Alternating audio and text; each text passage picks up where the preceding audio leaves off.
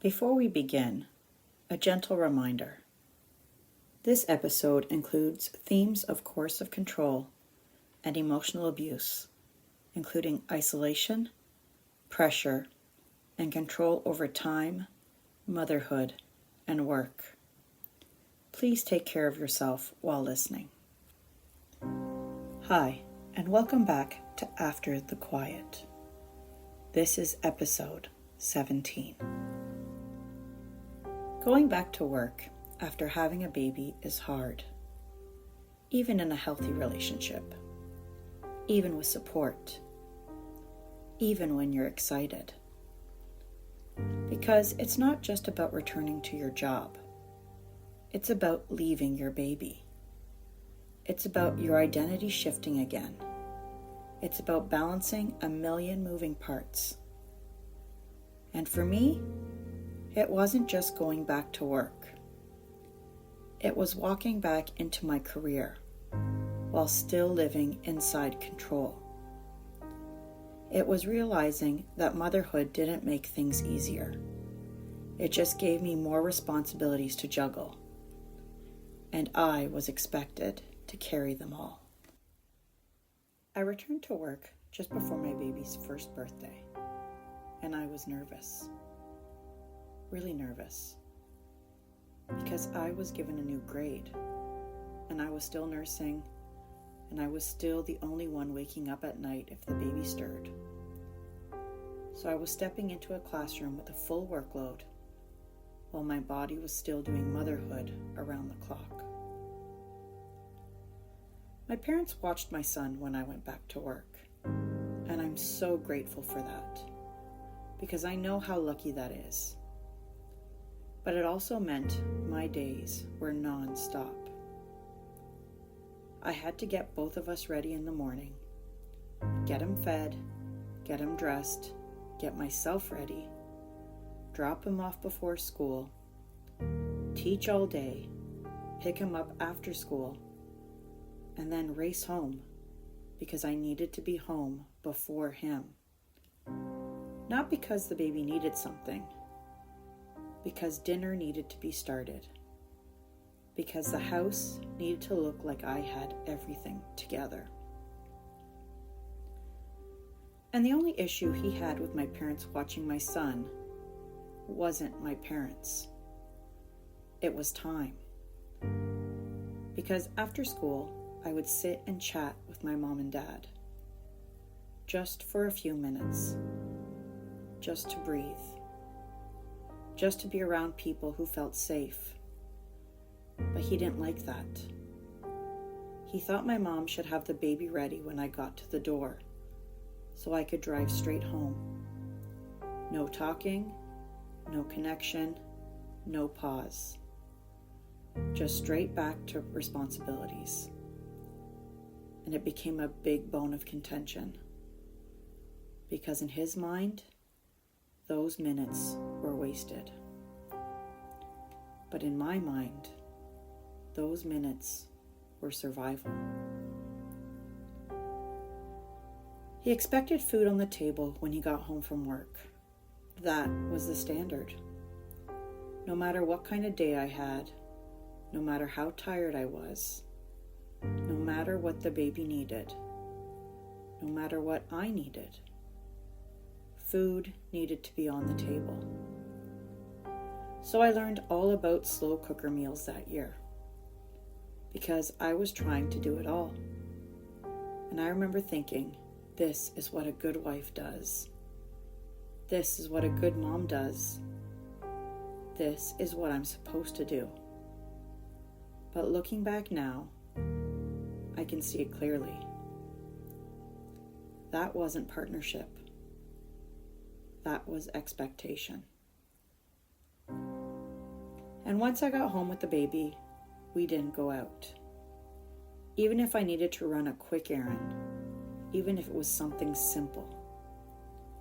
He didn't want to be left with the baby. He would tell me to have his mom watch the baby instead. And he blamed it on the fact that I breastfed. He would say if the baby needed to be fed or soothed, he couldn't do it.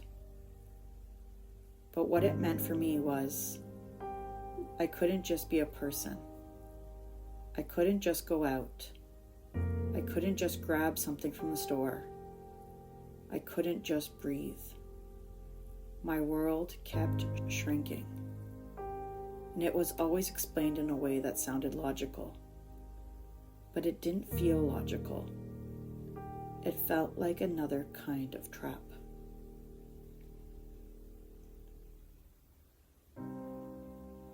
He really didn't like me staying late for school events, parent-teacher interviews, concerts, meetings, anything that kept me at school later than expected. But I had to remind him that it was part of my job.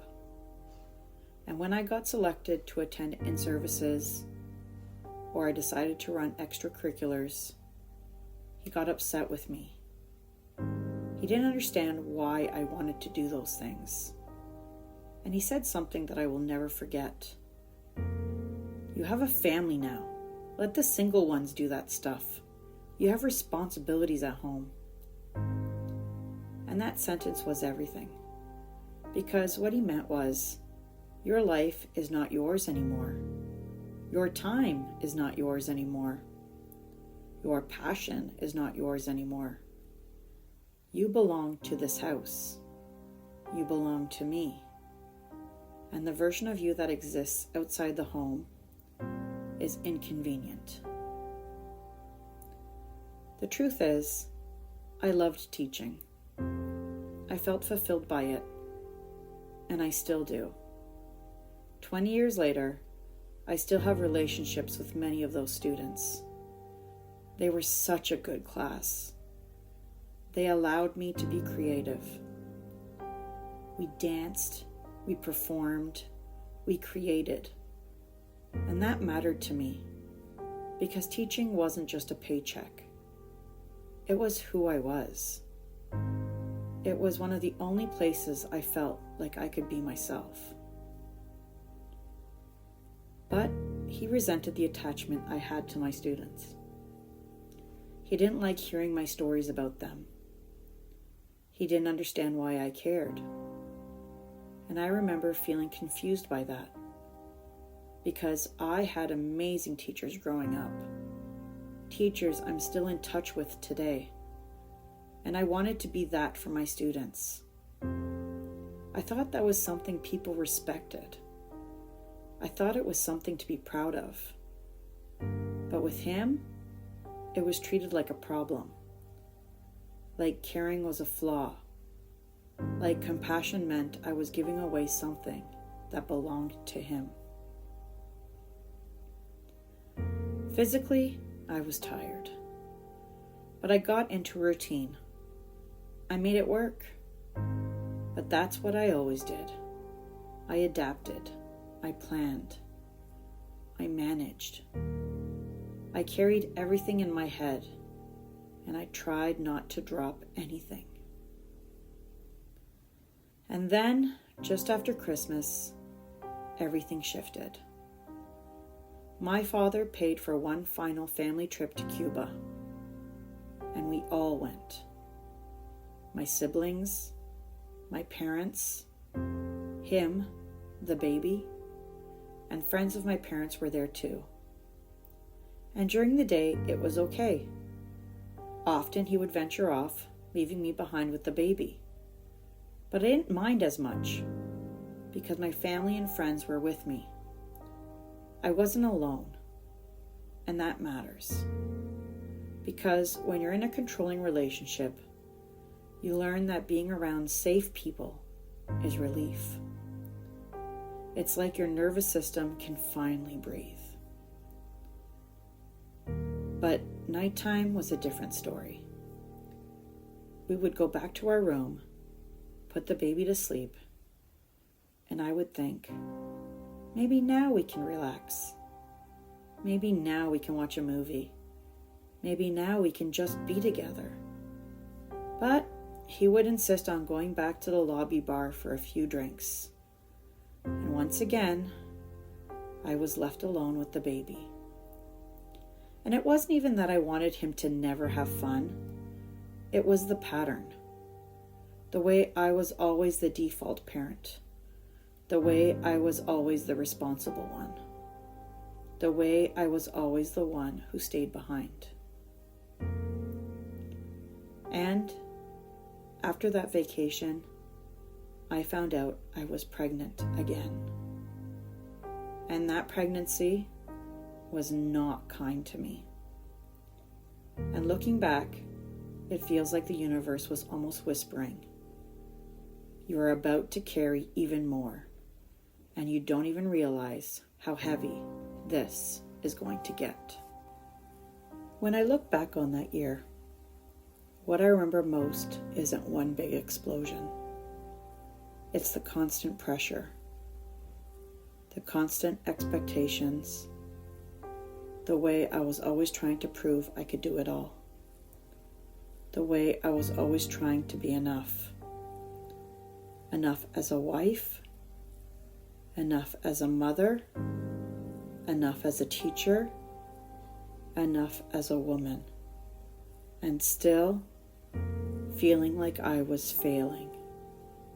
Not because I wasn't doing enough, but because the standard was never real. It was designed to keep me running, always chasing approval, always afraid of falling short. If you're listening and you've ever felt like you were doing everything and still not enough, I want you to know you are not alone and you're not failing. You're just living under expectations that were never fair. Thank you for listening. This is After the Quiet. If this podcast has impacted you in any way, please subscribe and share it with others who may need to hear the message.